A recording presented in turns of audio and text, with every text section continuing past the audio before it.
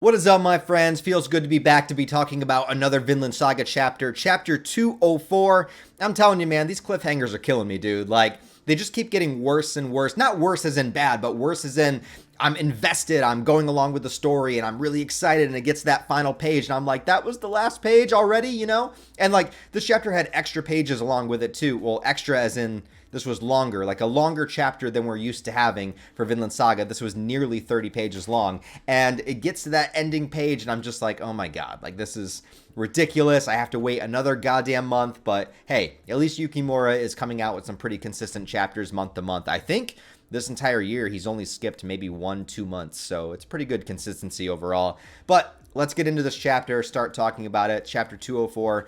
There's a lot of things I love about this chapter, man. First and foremost is I like how the seasons are changing and that we've been here long enough that winter is setting in, so we have the snow aesthetic, which is great. Reminds me of the first time that Thorfinn fought Hild, which I'm hoping is not meant to be a parallel of a second confrontation between Thorfinn and Hild, but could go that way. There's many different directions that it could go.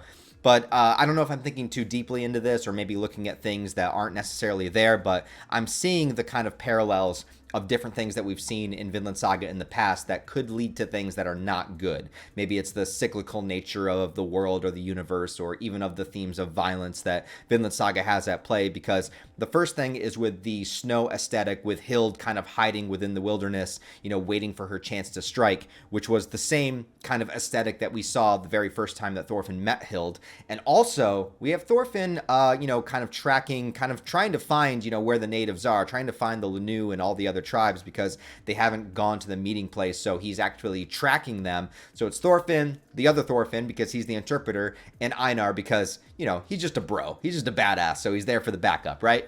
So those three are traveling to try to find the natives, and Thorfinn, he's got the hood up in this scene, which makes sense just practically because it's snowing out, so he has his hood up. It's probably not a big deal. But looking at it, it's very reminiscent and very nostalgic of the first arc Thorfinn, like young Thorfinn, when he was going around in the mercenary band, he would have his hood up almost all the time, which is very aesthetically pleasing, especially for a character that's sneaking around. But I like the parallel to it because, in my mind, judging where this chapter ended, it's sort of that cyclical nature of kind of going back to the things that just repeat in human nature, right? And I'm not saying Thorfinn's going to go back to how he was before, but I'm saying that he's about to enter a situation that is very reminiscent of, that kind of violent, chaotic situation that he was in when he was younger, where he would have the hood up all the time. And in this chapter, he's got the hood up and there's this massive threat of violence and war and chaos that is happening here. And again, I don't think we're going to see Thorfinn go on a rampage or anything. If anything, it's going to be self-defense. But I just thought it was an interesting little look at this parallel of sort of, everything kind of comes full circle at some point in life, and it's kind of scary, it's kind of depressing. It's like the nature of things are just the way that they are, and no matter how far you go in one direction to try to escape, eventually things are gonna kind of come around again, at least in a new way, in a different way. And now maybe you're older, wiser, you can handle the situation better. But it's just like no matter how much progress there is, it all kind of eventually comes back to where it started. I don't know. Really, the first half of this chapter takes place in Arnid village, where we get a scene between Cordelia and Gudrid, which I really enjoyed, and I love seeing Gudrid pregnant. I don't know. Is that weird? Is that weird?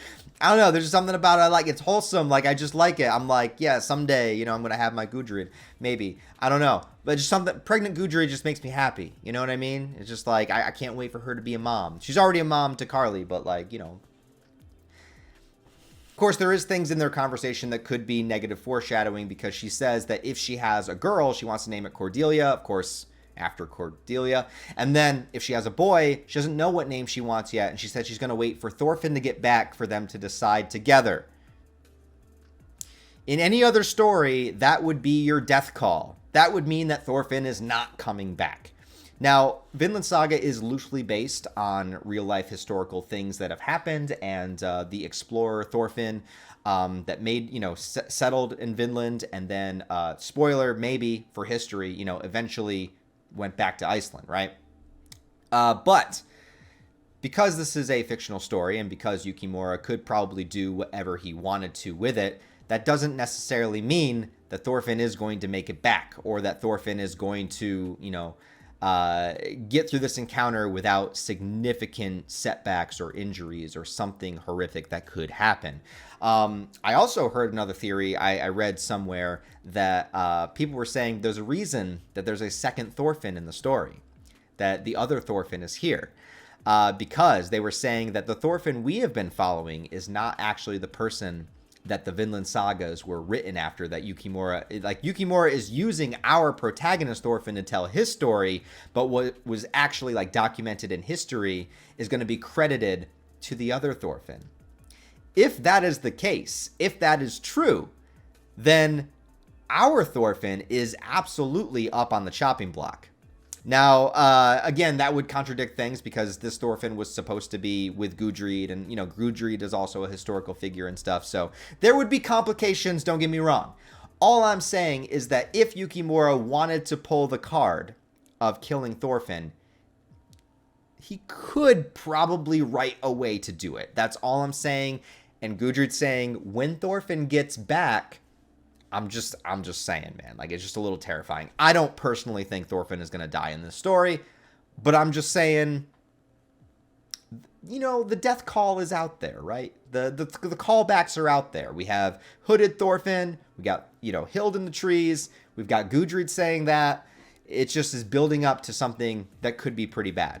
The next stage of this chapter is Karli, the child. And one thing that I guess it isn't a huge gripe for me, but I do think that the Karli character a lot of times just feels a little bit too advanced, you know what I mean? He was solving, complex problems, and he's always thinking, very philosophically for a child and everything. And I get it. On the one hand, it's kind of cute and I like it, but on the other hand, I don't know, there's something about it that's always kind of thrown me off a little bit. I don't really think anything he says in this chapter is so outlandish that there's 0% chance a child could say it, because he overheard the adults talking. He overheard Ivyar, saying that Hild threatened him. And also, if you look really closely with Ivyar, you can see he's got a tooth missing from when he got punched, which is pretty funny. But sometimes the things with Karli, I just feel like it is Yukimura's way of basically giving us his ideas from the perspective of somebody that's just figuring them out, from the perspective of a child.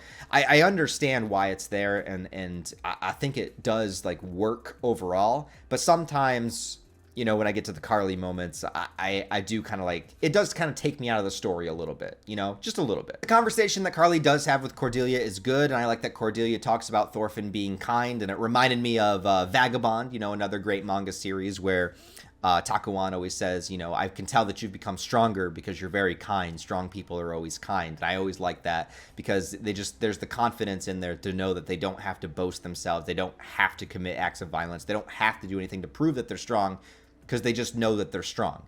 So when you are strong, you're able to be kind. You're able to lift other people up. You're able to inspire people. You're able to be a teacher. You're able to be a leader, instead of just trying to prove how strong you are all the time, or boast to other people, or do things like that. Instead, you just naturally know, you have the confidence and understanding of your own strength, and so you use that extra energy not to build yourself up, but to build other people up. It's about being a strong leader, which ultimately I think Thorfinn is, and that's why he's going out of his way to try to find the tribes in this chapter. But the problem is the second half of this chapter. So we get to see Hild, which is great because it's been a long time since we've seen her, and she has tracked down the tribes, although the tribes are all together in one giant meeting place, so probably would be easy to find at this point. But I still don't doubt her tracking abilities. But she's here, right? So we get to see Hild. She's here. And it seems like from the inner dialogue that Hild has with herself that she actually is willing to kill this guy. I had a little bit of confliction about it before because Hild isn't really a killer like that, at least not when it comes to human beings. She is the huntress, but when it comes to people, it's a little bit different. And I do think still that when she attacked Ivyar and Stark and the other guy whose name I can never remember, I believe it was more of a threat and she wasn't actually legitimately trying to kill them. But here in this case, going by at least the translation, it seems like she is actually willing to kill this person, or to kill the guy that's the head of the like their warrior unit to kind of break morale and stuff like that. So it is kind of shocking to see Hild being this adamant about it, but I think if she is actually willing to kill them, then it's really just a testament to how badly she wants to maintain this sense of peace, right? She's going about it in a very different way, but it's the only way that she sees that could actually work. So I understand it, but it is kind of crazy to see Hild like really like commit to it, and of course, they're having this meeting about getting rid of the Norse, and the shaman is ahead of it. But the other people in the tribes that are all kind of communing here mention about the technology of the Norse, which is also kind of terrifying because it's kind of like, well, what benefit can we get out of this? It's like they do have, the ships and, products and things that we would actually want to have. So we don't want to do this for free. We want to get something out of it. And it's even more terrifying when you think about the shaman's vision and in the future and how they're given guns and weapons and better technology and just like more things to destroy each other. Which is, again, is this just the inevitability of human beings? Is this just, do we just go down this route to eventually, destroy ourselves and destroy each other and create enemies, and it just doesn't never stop, right? But then we get the ending of this chapter where Thorfinn, the other Thorfinn, Bug Eyes, and Einar arrive, and the natives, turn and they like point their spears at them, and they are in a situation that is incredibly dangerous. They are incredibly outnumbered. I don't even know if Thorfinn, Einar, and Bug Eyes have any weapons on them. They probably don't. There's no weapons in Vinland, right? But like you could bring an axe or like something, just something, anything, right? So I don't think they have anything on them. The natives are, of course, all armed. They all have spears or whatever they have pointed at them. So it is dozens and dozens of natives and the different tribes coming together versus 3 characters, 2 of which are not fighters at all. And then you have Thorfinn, who is determined to probably talk his way out of this. But then you also have Hild, who is in the distance that nobody knows is there. And this could go in so many different directions. And that's why I was so bummed out when I got to the final page of this chapter, because I just like see this going like so awry. But it could go both ways. And I don't know what Yukimura really wants to do with it, because I'm really confused about how soon Yukimura wants to end the series, because I've heard plenty of things saying that, oh yeah, it's almost over, it's at the end.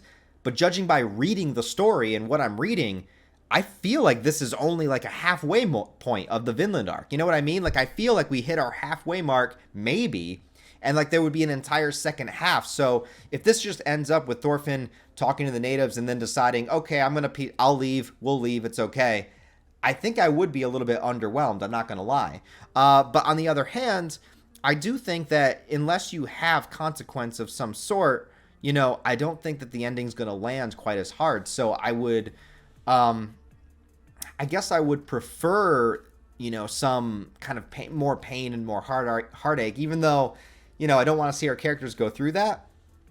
I still think that there needs to be like consequence to all of the actions of all of the characters, not to mention the disease that is still spreading, which is also a factor here. There's several ways that this could go. Obviously, you have Thorfinn here, who is going to try to dissolve the situation and de-escalate, without conflict coming, but you only have Bug Eyes that can interpret. And then if the natives are more, what's the word I'm looking for? Like they're less likely to kind of comply because they're being led, by the shaman who's like propping this up. He can obviously show his severed hand of what happened to him. Obviously, they have the disease that is spreading. So they have a lot of reasons to be, negative towards the Norsemen. They have a lot of reasons to want to get them the hell out of there. And so that's a lot for Thorfinn to combat just by himself, not being able to communicate very well and only using Bug Eyes to do so. But then you also have the X factor of Hild in the forest. And would she, if she thought Thorfinn was in danger to the point where like they were going to attack him or, try to stab him or something like that, would she shoot her crossbow at one of the natives in order to defend Thorfinn? And if a crossbow bolt comes out of nowhere and kills one of them, then it's just a free-for-all. Then it's like, fuck, like they might think they're surrounded and just be like, just attack, like no organization whatsoever, just kill everybody, right? So Hild, by trying to stop this from happening, could actually be the one that has it happen. It would also play into the irony of Ivyar being the one that thought Thorfinn was in danger and, attacked the shaman and cut off his hand.